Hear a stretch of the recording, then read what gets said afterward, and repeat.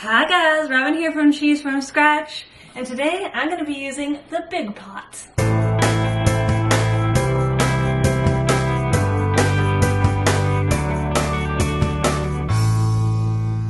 I hope you guys are having a good day. So today I'm going to be making some sort of Alpine style cheese. I haven't really decided what style of Alpine style cheese I'm going to make, but I'm just going to be making like a generalized, maybe Asiago Parmesan, that is very generalized, but just some sort of hard thermophilic cheese. And I'm going to be making it in my giant pot. I don't even know what size that pot is, but I think it fits like 10 gallons of milk. And so I'm going to be using milk from the last 4 days, which is something that I don't usually do in cheese making. I usually have like a really hard and fast rule that I don't use milk that's older than 2 days for cheese making. But I just have so much milk in the fridge right now, and I'm trying to get ready for a photo shoot because if you don't follow me over on Instagram, you might not know, but I have a book coming out in spring 2025, and the photographer is going to be coming in September, so I'm trying to make sure that I have a lot of nice, cool looking cheeses for the photo shoot in the book, just to really show people when they do read the book and when they do follow the recipes, kind of what the possibilities are for being able to make cheese on your homestead. So as I said, I'm going to be using about 9 gallons of milk today. I'm going to be putting in the pot. I'm going to use this morning's milk. So I got about 2 gallons of milk, fresh milk from this morning that hasn't cream lined yet. And then I have another 7 gallons or so in the fridge that I'm going to skim and just put the skim milk in there. And that's going to be work really good for an Alpine style cheese.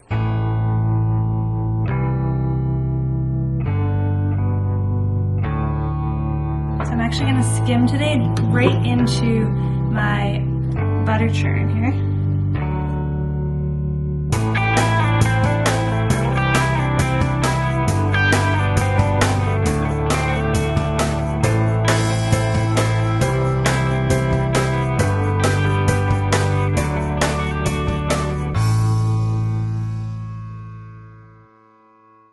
So I was obviously misguided. If it's more than 10 gallons in it. So there's about 9 gallons in here now. I now don't know how many gallons this pot fits. If it's a lot of milk. I originally got it when I was milking 2 cows because I was just having so much milk. But then it was just going to come in really useful today when I was trying to process all of this milk. So I'm going to heat this milk up now to 90 degrees Fahrenheit. It's going to take a while. I'm going to put a lid, or I don't think I have a lid for this pot. I'm going to put a giant piece of tin foil over top of this pot, and I'm just going to it's going to be slow. Even if I put those burners on high, it's still going to be slow.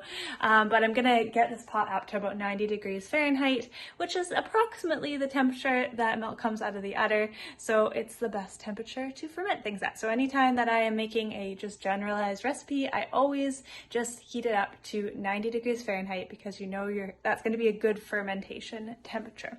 So we're going to bring it up over the next probably half an hour at least it will take. Could be 40 minutes to get it actually up to temperature. So my favorite hack for suspending a thermometer over top of your pot is to just take like a hold spoon. I have like other little pasta spoons too for smaller pots, but this is just a pasta spoon, like for measuring spaghetti. If you don't know what that is, that's what it's for. That's one portion of spaghetti, but it also works really good as a thermometer holder. So just pop your little thermometer in there, just like that, and it just leans on the side of the pot. And now I'll just know what the temperature of my pot is. There we go. As it slowly warms, and then as it slowly warms, I'm just gonna come back every once in a while and just make sure, give it a little stir, make sure that it doesn't get burnt on the bottom of the pot. And I'm also going to be using 2 burners today on my stove, so we'll just make sure that it doesn't burn, and it will take a while. Now I'm really curious how many gallons this pot fits. I think like 15 maybe. 16 maybe, I'm not sure. It fits a lot of milk. Jeez. Okay, now I'm gonna go and do my milk dishes. I've got a ton of jars to wash, so I'm gonna do all of those things and just come back every once in a while to give this a stir while it's heating up. All right, so we're starting to get closer to our temperature here. It's actually happening a lot quicker than I thought. We're about 20 minutes in now. I'm at 77 degrees, but I just started. Let's see. Where are we at? There we go. I just came out a little. We were actually in the 80s. Okay. It's actually happening quite quickly. We were at 85 before. I think I just came up. The thermometer tip came out of the pot there. So important to remember if you're doing big batches of cheese like this, that the bottom of the pot's going to be a lot different temperature than the top.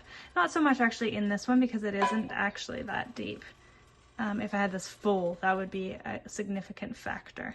But that's one important thing, just to remember that there is temperature fluctuations so just because it says that it's 85 on the top, probably closer to 90 on the bottom. I'm just gonna go to 90 on the top though, because that's fine. All right, so we're almost completely to 90 degrees Fahrenheit now. We're sitting at about 86, so I'm gonna start to get my culture all ready to go into the pot, just because we're close enough to 90. It's probably 90 at the bottom of the pot. So the first thing I'm gonna do is I'm gonna scoop a couple cups of milk out of the pot. I'm gonna be using clabber to culture this batch of cheese today, and so this is my method for adding culture into a cheese pot. So I'm actually going to scoop out 3 cups because I forgot to feed my clabber culture this morning. And usually I try to feed my clabber culture only fresh milk because I'm milking every morning anyways. But I forgot to feed it. I put all of my milk into the pot. So I'm just going to be feeding my clabber culture some of this mixed milk. It'll be fine. It's just not ideal. I would rather just feed it just fresh milk, but that's okay. So I'm going to put a little bit of milk into here for my clabber culture. Then I've got a cup and a half left, that'll be good. The point of this is just to make it so that you're not going to have any lumps in your cheese pot. I redid some math because it wasn't making sense to me how much milk was actually in the pot, and I actually only have 8 gallons of milk in the pot. I was doing my math wrong.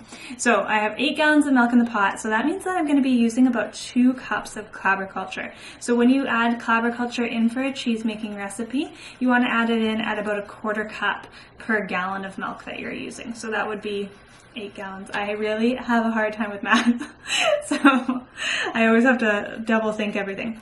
All right, so I'm going to be saving back, actually I'll do that now before I forget, a little tablespoon of this clabber culture. I just like to dig down below the cream when I feed my clabber culture.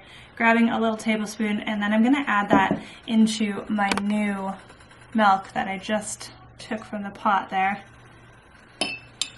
Grab a little more. I'm just going to stir that up. So that's my clabber culture for tomorrow, if I need one, or if I just need to feed tomorrow's, whatever I'm doing tomorrow, I've got a clabber culture now. So let's put my loose lid. And if you're wondering about how to keep a clabber culture, my video last week was all about what a clabber culture is, how to keep one, all sorts of things like that. All right, so now we have our liquid milk from the pot, and we have our clabber culture. And one thing that I like to do to just kind of limit mess, because this does splatter, is pour it through your whisk. And it helps a little bit. Keeps the splatter down a bit. Anyone that's ever dealt with like yogurt or anything like that in the kitchen, they know when you dump it, it usually splatters. So that kind of keeps the mess down to a minimum. And then you're going to give that a good little whisk up, just until it's almost liquid again. And so this is going to keep any lumps from being left behind in your cheese pot, and it's just going to make a smoother curd for you. And if you forget to do this and you just add your clabber culture directly into the pot, that's not a big deal either, but this just makes it a little bit smoother. So it's nice and smooth now, and if I'm up to 90 degrees, which I am, I can go and add this into the cheese pot now. All right, so it's 90 degrees, little over 90 degrees, but it's good. Baby bottle temperature is what you're shooting for. So now I'm going to add this clabber culture in, and then you just want to get it mixed in. I turned the burners off, so they're all off. Make sure you do that. And then once you've kind of incorporated it in, we're going to add in our rennet. All right, so I've got my rennet here. I'm going to be using rennet from Cheese Needs today, but you can use whatever rennet you have. Mine is single strength, so you're doing about a half a teaspoon for 4 liters of milk. So for 8 gallons of milk, that's going to be, oh, bad math, 4 teaspoons. But because I'm making an Alpine style cheese, which is going to be a harder style cheese, I'm going to add a little bit less rennet into my make. And you don't have to do that. You can just go by your bottle directions. But that just is something that you can do if you're making an Alpine style cheese. It's just add a little bit of less rennet because you are trying to make a bit of a harder cheese. So we're just going to go ahead and just add a tablespoon of rennet, which would be equal about 3 teaspoons. So that would equal about the amount of rennet that you would want to use for making 6 gallons worth of milk. But that will work good for this today. All right. I'm going to add this into the cheese pot now. So when you add your rennet into your cheese pot, you always want to stir with kind of an up and down stirring motion.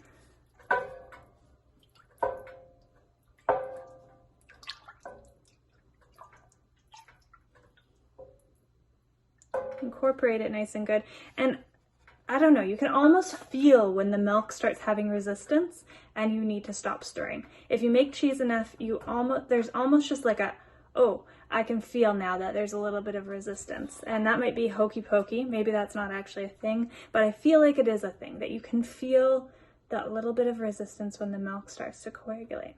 So I just stir for like 20 seconds or so, just until it gets nice and all incorporated. And then now we're going to put a lid on this pot. I'm just going to put a giant piece of tin foil across it because tin foil does a really good job at actually maintaining the heat. The purpose of this next step is for this milk to coagulate and for that culture to start to work. So I want to be maintaining that temperature in this pot so that the milk's not cooling down too much, and so that that fermentation can really occur. If it does cool down too much, not only will coagulation be affected, it will take longer, but also that fermentation will be affected. So I want to be maintaining that temperature in this cheese pot.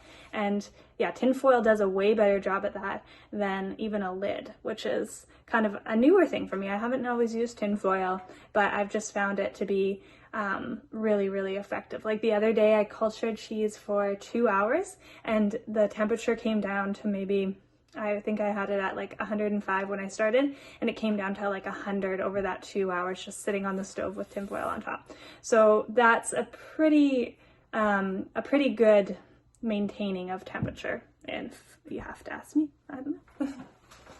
And if you're worried about tinfoil in your food, it doesn't actually have to touch the food. So it's just going on top. It's just going to be going over top. So now this is going to sit for about 1 hour. Typically you can cut Alpine style curds a little bit sooner than 1 hour, but I mostly just do 1 hour for all of my cheeses. If I'm around and I come back after 45 minutes, I will see if it's good enough to cut. With an Alpine style cheese, we're looking for a little bit less than a clean break, and I'll show you what I mean by that. Hopefully I catch it because I do have some stuff to do, but looking for a little bit less than a clean break just because you are expecting to have a harder style cheese, so you don't want to be having a cheese that is at clean break point and it's really going to be holding a lot of moisture in the curds. So I will show you what that looks like in a little bit. We're off for about 45 minutes now.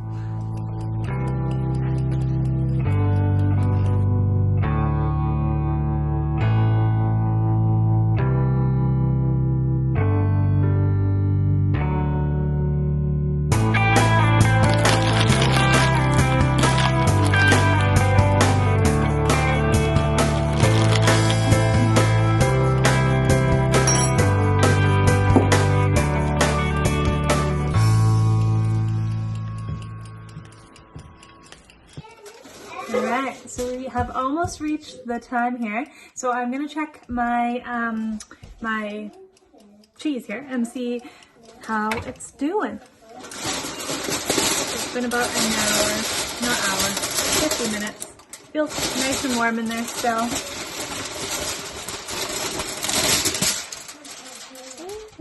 good and coagulated. So let's check for a clean break here.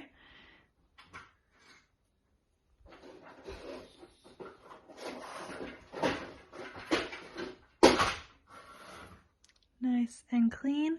So this is a little bit too clean for this style of cheese, this harder style of cheese, as I was saying, but it will be okay. Just gonna, the curds will hold a little bit more moisture. Should have probably cut this 10 minutes ago or so. Oh, I'm actually not cutting. I'm going to be using a whisk. Got ahead of myself there. Alright, so whisking is the funnest way to cut curds.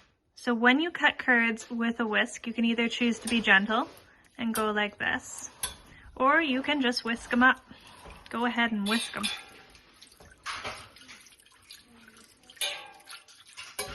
And I used to be always gentle, and then I learned in David Asher's live class, you can just whisk them. Just whisk them. So that's what I do now for Alpine style cheeses, is just kind of get them all curded up. Doesn't that look fun? Just any big pieces you're just going to catch. And when you think you've caught all the big pieces, you're going to let this sit for about 5-10 minutes, just for these curds to firm up a bit. When you think you got them all, you're going to put the lid back on the pot for 5-10 minutes and then come back and we will start stirring these.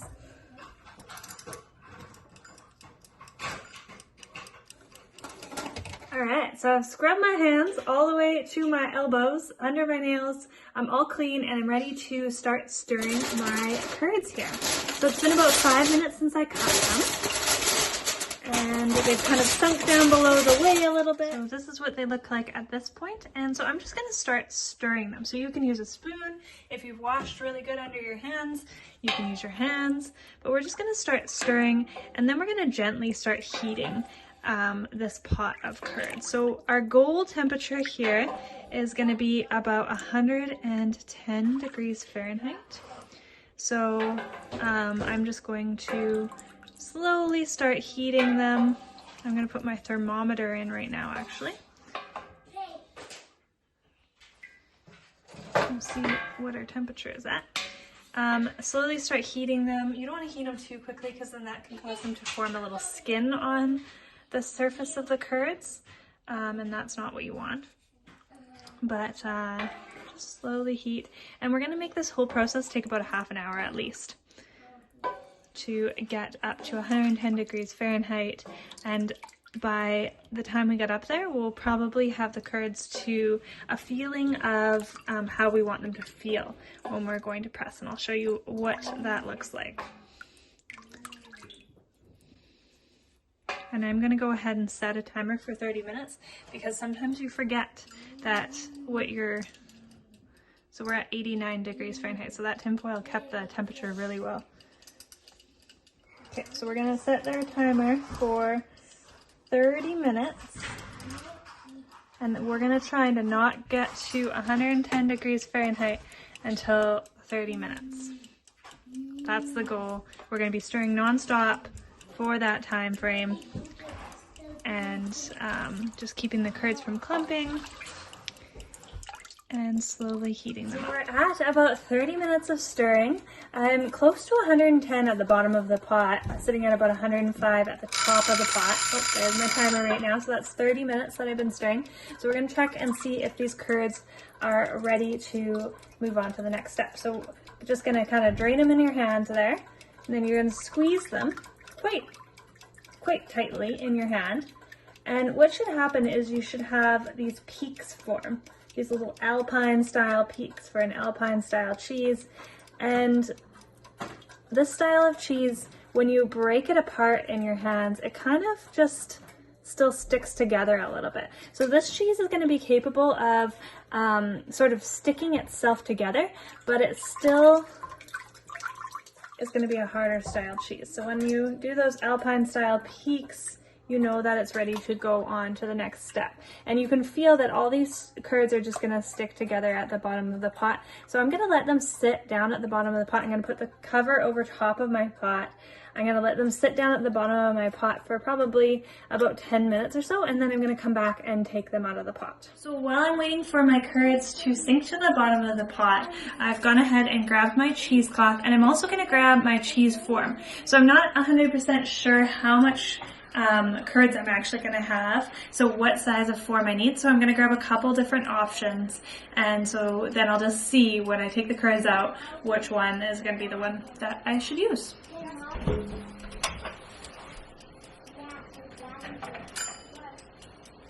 So I grabbed 2 of these.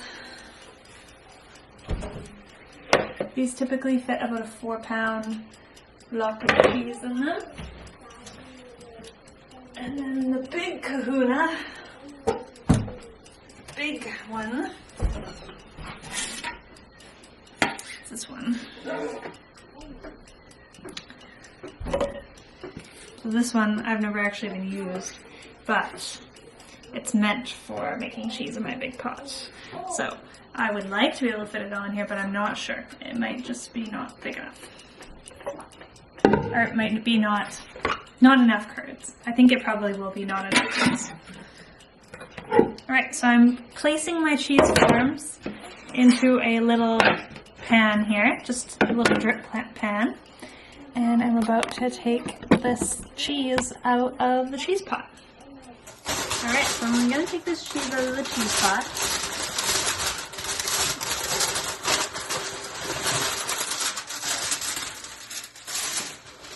Save that and later. Okay, so I have my cheesecloth here, like this. And what I'm going to do is I'm just going to set that down for now. And I'm going to take my hands underneath the pot and I'm going to start to squish the curds to the side of the pot. So just kind of use one side of the pot, and all these curds should be kind of clumped at the bottom of the pot right now. So for example, they're just in clumps like this and they're all kind of together. So what you're going to be doing is just kind of squishing to them to the side of the pot, squishing to the side of the pot, and just continue to do that. You're kind of pressing it underneath the whey, really. This big pot, I have to be right on my tippy toes to do this. Alright, so just keep going underneath the pot, grabbing any kind of stray curds that you find. There might be a few stragglers that you don't catch, but mostly you're going to be able to catch all of the curds. And you're just going to kind of squish them all into one big block of cheese underneath that whey. Just against the edge of the pot here. Alright, I think so. Alright, so now that you have your big curd mass kind of pushed to the side comes the fun part. So you're going to take 2 corners of your cheesecloth. This is just a flour sack towel from like Walmart or Target or anything like that. They're my favorite cheesecloths because they're inexpensive. So you're just going to take this and you're going to kind of fold it down and under this giant curd mass. You're going to kind of get it in there. I don't know how to describe it. You're going to kind of try and get it in there. Then you're going to take these 2 other corners that were on this side. You're going to flip them over there. And now you should have your giant curd in there. 8 gallons of Asiago parmesan cheese, not sure. 8 gallons of Alpine style cheese right here. Alright, so we're just gonna let it drip for a second. And then that cheese form's gonna be too big. Too bad. Alright, I'm gonna let it drip for a second. Oh, we're gonna use it anyways for a minute. Alright, yeah, this is gonna be too big of a cheese form. So I might have to use 2 smaller cheese forms. Too bad. Well, maybe I can just use 1. Oh yeah, I can just use 1 smaller one. 1 smaller cheese form. Alright, so after you did that, you've now got your cheese into your cheese form, and all of your whey is left back in your pot, so that's super handy. So what we're going to do now is we're going to put this back into the whey to continue to press for a little bit. Oops. To continue to press for a little bit. Looks like a bum cheese right now. So we're just going to actually pull this out and put it over. Oh, what happened there?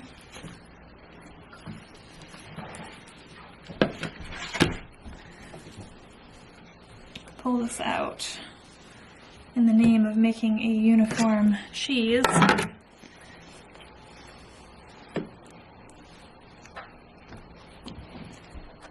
Flip this over. It already is starting to look like a nice little cheese.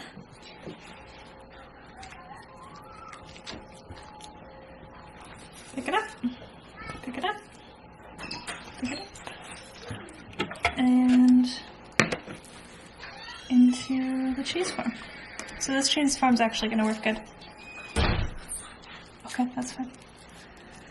Oh, did it break the pen? No. Okay, just put it back in place. Just up high. Thank you. Alright, so we're going to take this and put it underneath the whey in the cheese pot. So just tug up all your sides here. Continually tug up, tug up, tug up.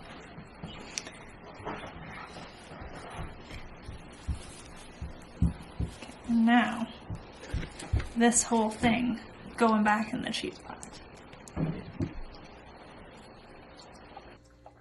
Right underneath the nice warm whey. And so what you're going to do is you're just going to kind of push down with your hands underneath this whey. This is going to start to form this block of cheese without a cheese press. Sometimes you still need to put it in the cheese press after, but sometimes you can get it good enough just by doing this.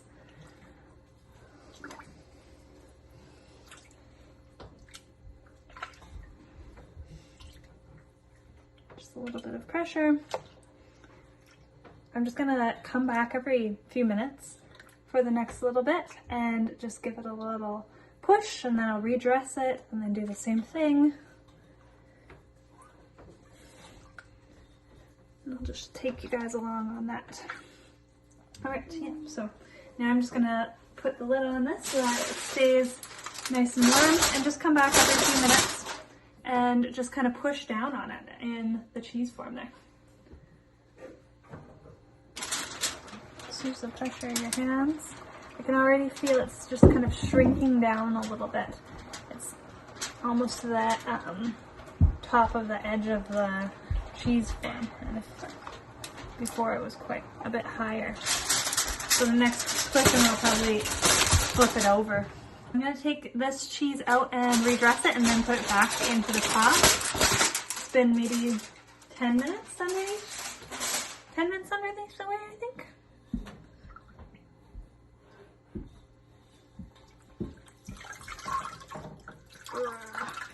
Heavy.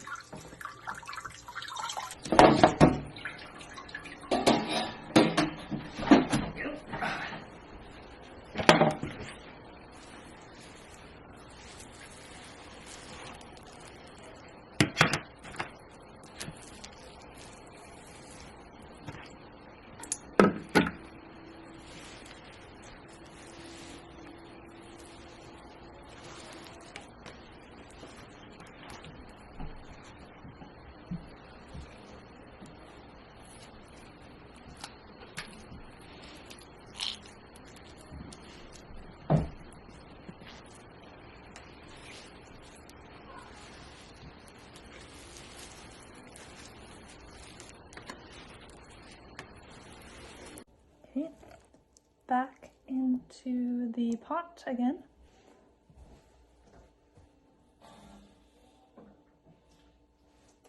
So we're going to move this to the press now.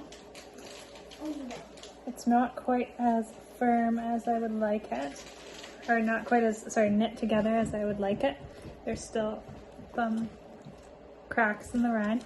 So we're just going to move it to the press to fix that.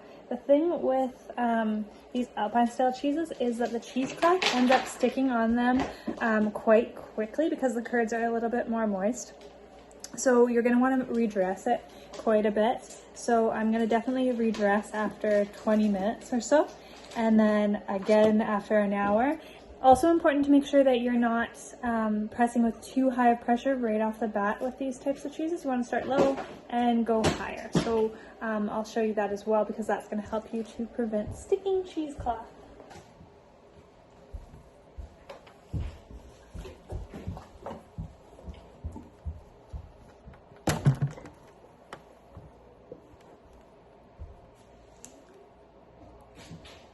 When I press, I'm just going to make sure that the whey is not running out of it. If it's running out, like, see how it's kind of running out right there? That's too heavy a pressure right off the bat. So I want to press at a lighter pressure so that it's just dripping out. Yep, just dripping out now. So that's where I'm going to press for right now. In 20 minutes, I'm going to come back and redress it. And then I will increase the pressure a little bit as well. So that's gonna, all right, so it's been about half an hour actually. And I'm just going to, and at about probably 10 minutes. So when I first left, I had it right here and that was dripping whey. And then about 10 minutes later, I moved it just a little farther down, increase the pressure a little bit. All right, so we're gonna go ahead and pull this out, oops, and redress it.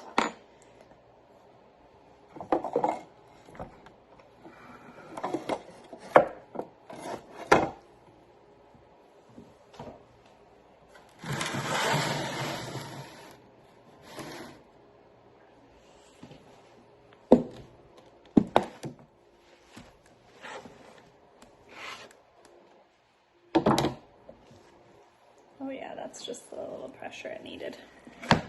Looks good.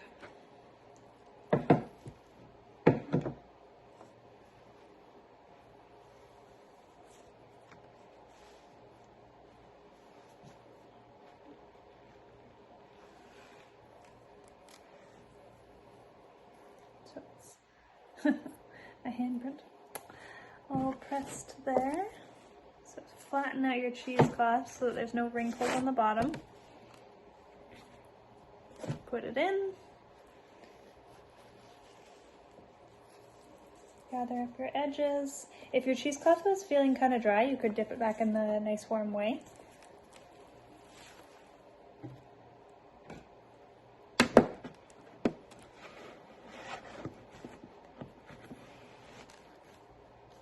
Throw her in there.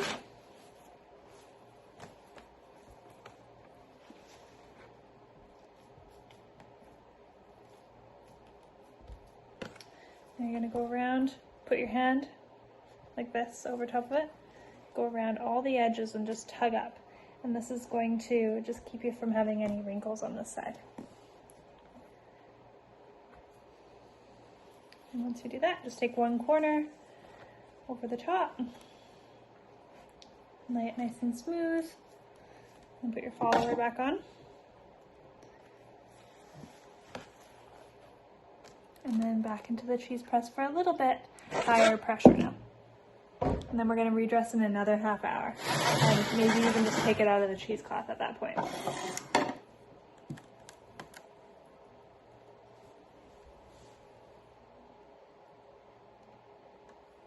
Whey's just dripping, not running.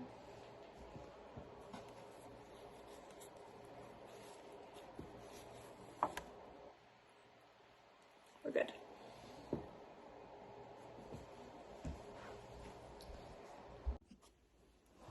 All right, so it's been an hour now.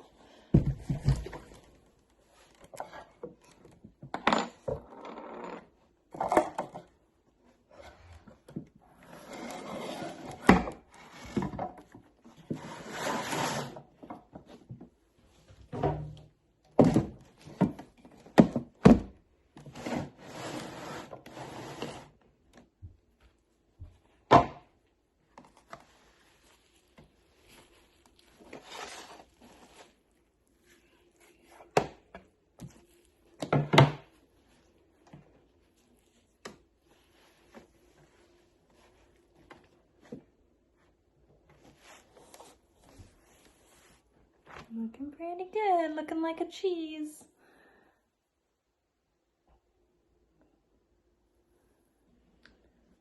So I'm just gonna take this cheese and I'm just gonna put it in the form, not back in the press, just in the form for now. And just let it drain. Just cover it up.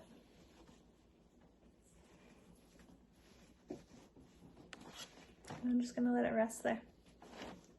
All right, so it's kind of dark in here, but I just took this out of the form. It just sat in the form all day, not in the press, just in the form. And so I'm just gonna test and see if it's ready to salt, just using a really simple little pH test where you take a little slice of the cheese and you dip it in hot water. And if it stretches, that means that it's at the correct pH to be able to put, to salt it. So I think I'm just going to toss this into my saturated salt brine. I could also just surface salt the whole thing. I could do that as well. So I'm not sure which one I'll do, but both methods will work the same. So just going to test to make sure that it's ready to salt though at this point. All right, so I got a cup of I just boiled that water, and it's sad to sacrifice a little piece of your cheese, but it'll be okay. You just kind of have to figure out which piece you want to sacrifice. So I think I'm going to take a little bit off of this because it looks like there's just the tiniest little lip on here.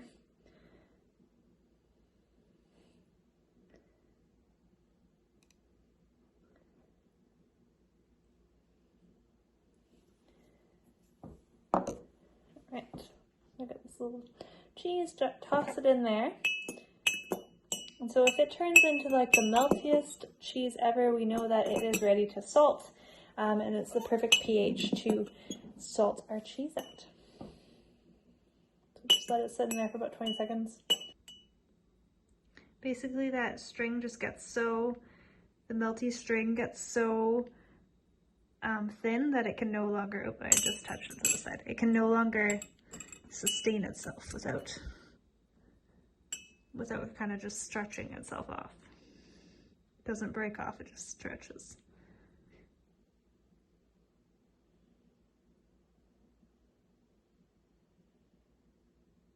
And you can see how thin that string gets here. So that means that it is ready. All right, so now that I know that my cheese is ready to be salted, I'm just gonna weigh it and see how heavy it is.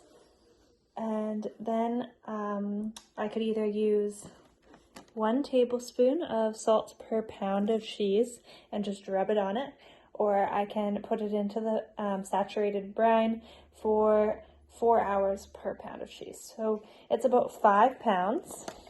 So that means that I'm going to put it into the brine for 20 hours. All right, so I already have a salt brine going, so I'm just going to pop it into the salt brine for that 20 hours. If it will fit. I think it will fit. So this is a saturated salt brine, meaning it is 1 part salt to 5 parts water. So I'm going to cover the surface of this cheese with salt as well, so that I don't have to come back and salt it throughout that so that I don't have to come back and turn it throughout that 20 hours. So I just take some salt, sprinkle it over the entire surface of the cheese, and then I'll just rub it on before I cover it. And then I brine in the refrigerator or in the cheese cave. I don't brine out on the counter, and that just keeps my brine better. Okay, it's probably okay. Give her a little rub, and then any excess just replenishes the salt brine, because you can keep your salt brine for a really long time. Some people like boil it and everything after use, but I don't do that.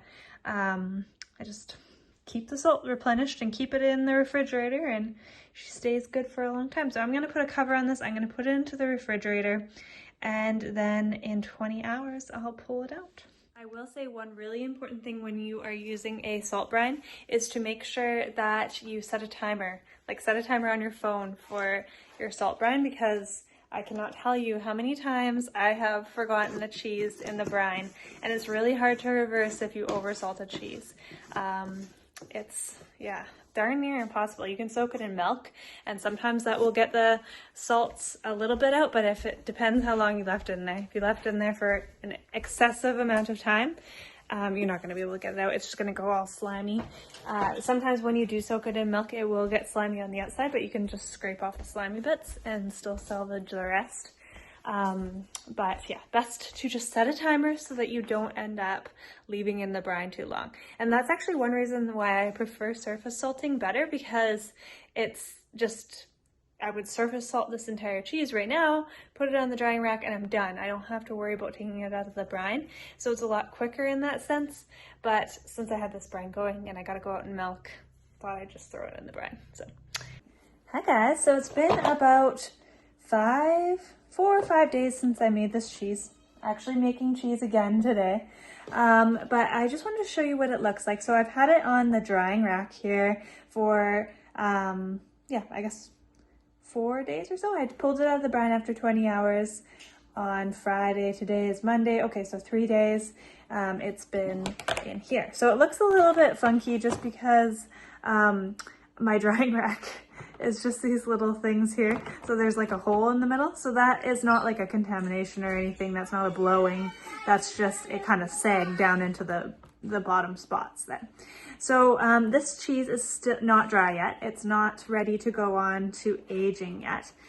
So when you pull your cheese out of the brine, yeah, Gus? Okay, I will in a minute, okay?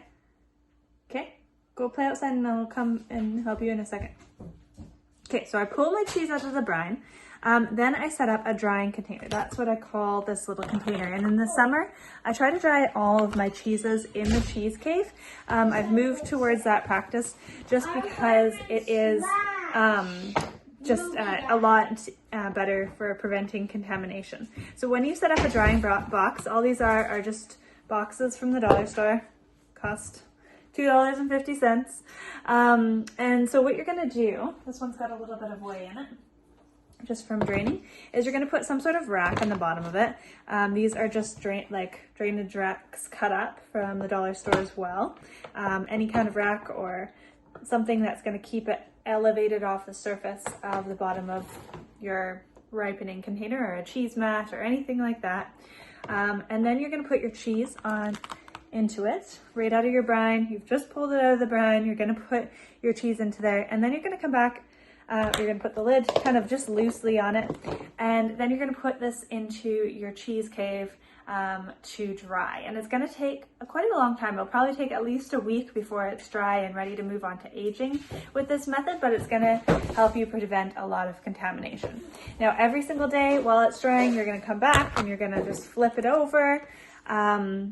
I do recommend trying to choose a drying rack that isn't going to give you those little things, but that's just cosmetic. That's not anything that's going to cause any problems. And you're going to dry this until it is dry to the touch. Or there's a cool trick that I learned off of, there's this cool Facebook page called Learn to Make Cheese.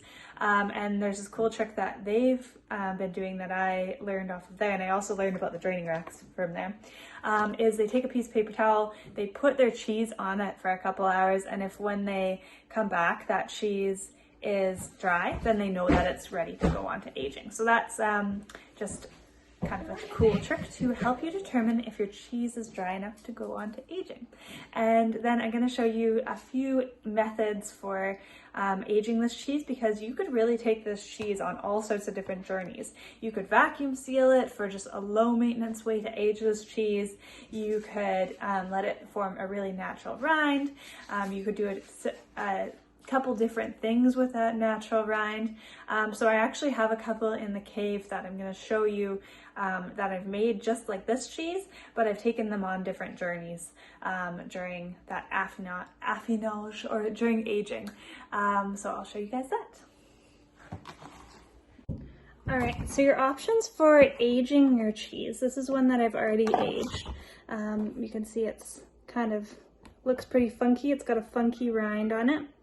So your options for aging these cheeses, you can either just vacuum seal them, so dry them first and then vacuum seal them, or you can just do a variety of things in the aging cave. You can age them in all sorts of different ways. If you wanted to make kind of a stinky cheese with orange, like a nice orange wash brine, you could wash it with like a whey brine for a couple weeks after you make it. You could just vacuum dry it and vacuum seal it, and then it'd just be a basic cheese for you. Or you can just kind of do what I did with this one and leave it to its own devices. So basically I just you should have a mat or a rack on the bottom of this. I didn't, and it kind of, you can tell that I didn't have one. It sat in a bit of whey, or sat in a little bit of moisture, which wasn't good for it. But you can kind of leave it to its own devices. So I didn't do anything with this cheese really. I do have a toothbrush in here, so I think that I probably brushed it once or twice maybe. I just brushed it now just to clean it up a little bit so that I could show you guys. And I'm going to cut it open actually and show you what it looks like inside, do a little taste test, and tell you what I think about it. But basically this cheese, I did nothing with it other than just monitoring temperature and humidity. So it was in my cheese cave, and then I had this little hydrometer in here, and I kept the humidity at about 85% for most of its aging life. I think this one is probably maybe 5 or 6 months old, I'm not sure. So I kept the humidity really good for most of its aging life, maybe a little bit too high.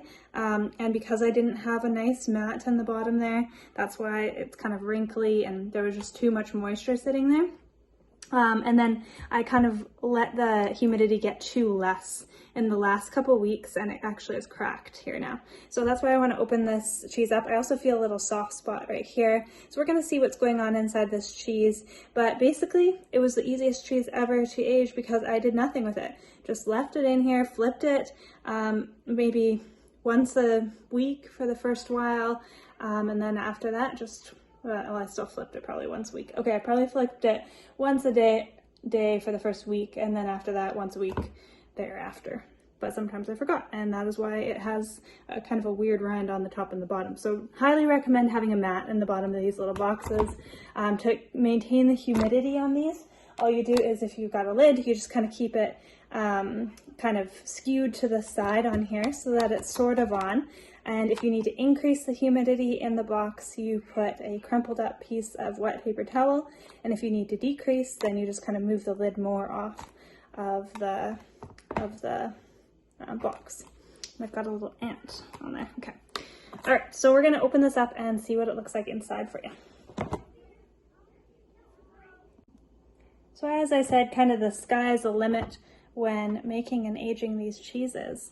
And if you're willing to experiment a little bit, oh darn, I cut not in the center. Robin. If you're willing to experiment a little bit, you can really have some fun with it.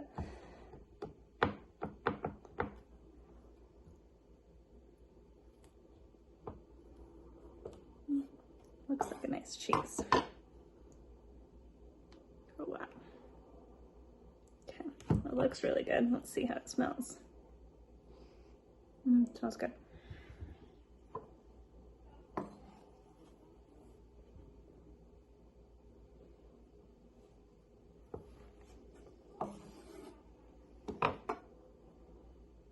Oh, she's so pretty.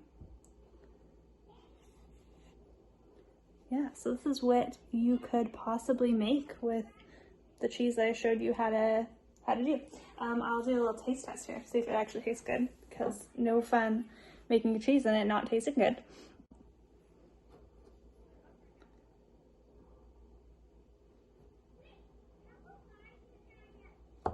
So I don't eat the rinds. I think that's gross to eat the rinds. But if you are French, you'll probably eat the rind. Or if you have a better palate than I do. I think eating the rind is yucky though. But to each their own. Alright, so cut that rind off. What is inside? Oh, I'm so excited. It's always so exciting to eat it with cheese. When you do cut through a rind that's kind of natural like that, I clean the knife a lot when I'm slicing it up.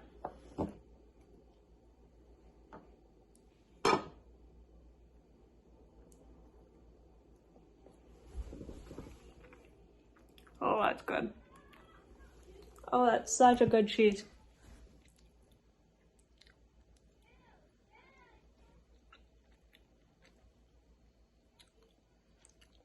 It's really the best way to make cheese, is just let the rind do what it's gonna do. Yeah, it's such a good way to make cheese. Okay, but you can also just vacuum seal it if you don't feel like, if you're nervous about natural rind aging it, you can also just vacuum seal it. It's still gonna make a really good cheese. You're gonna have more like nuances of cheese making doing it this way, but it's a good cheese. It tastes a lot like a tomb or something like that. It's good.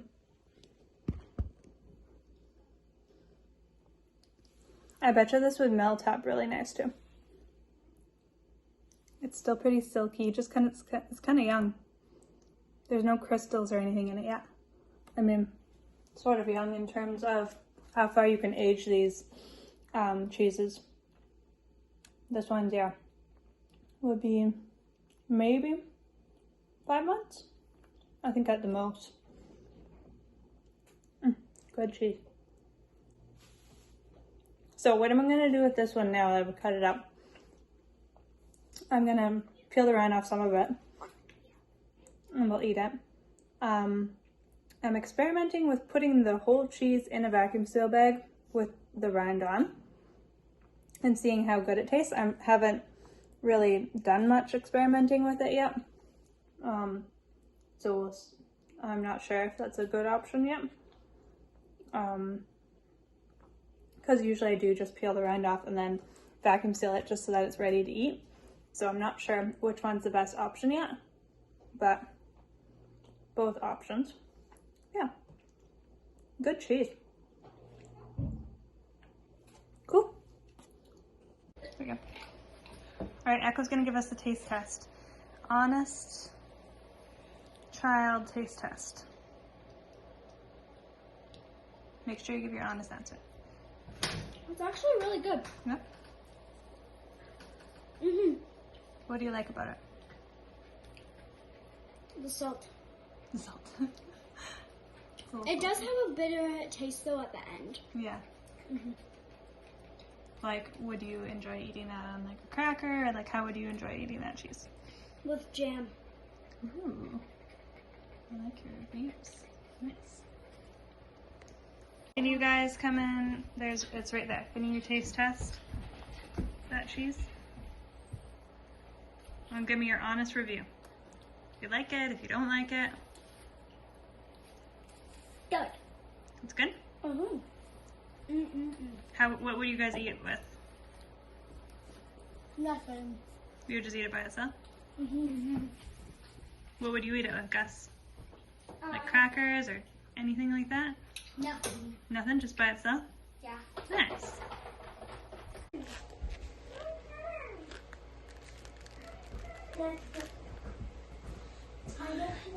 Alright, so this one I aged, but I brushed it off and kept the rind pretty clean on it until it was probably, I made this one a year ago.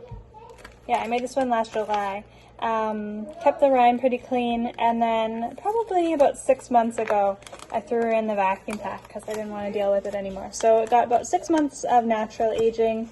I had taste tested it. It was a bit salty for my taste. I'm not sure why that was. Maybe it just needed to age more. Maybe I oversalted it. I'm not sure. But we'll see now. So I got clean stuff here.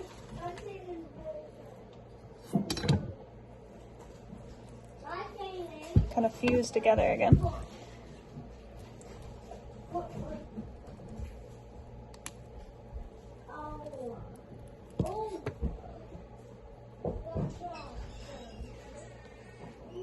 Probably won't eat the rind of this one either. Even though I kept the rind pretty clean on it, you could eat the rind if you wanted to.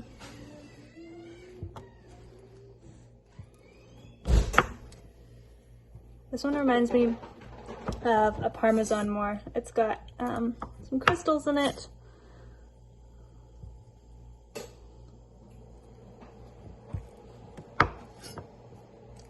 Feels like it'd be a nice grating cheese. Let's see.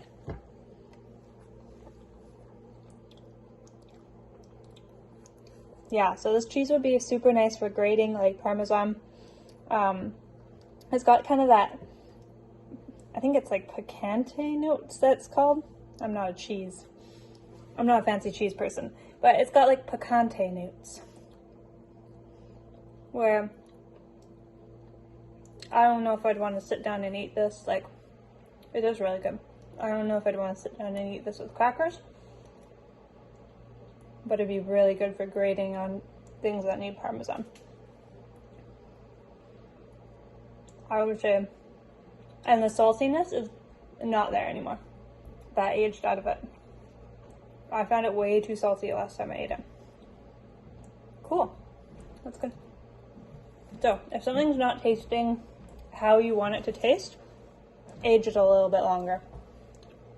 In a lot of cases, that will help.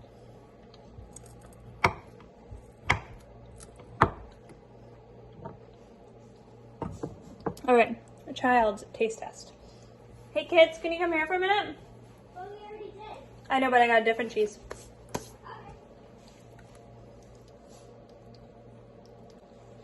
boys are in the car though. Oh, okay. So you'll only have to get mad at me. Okay, that's fine. Try.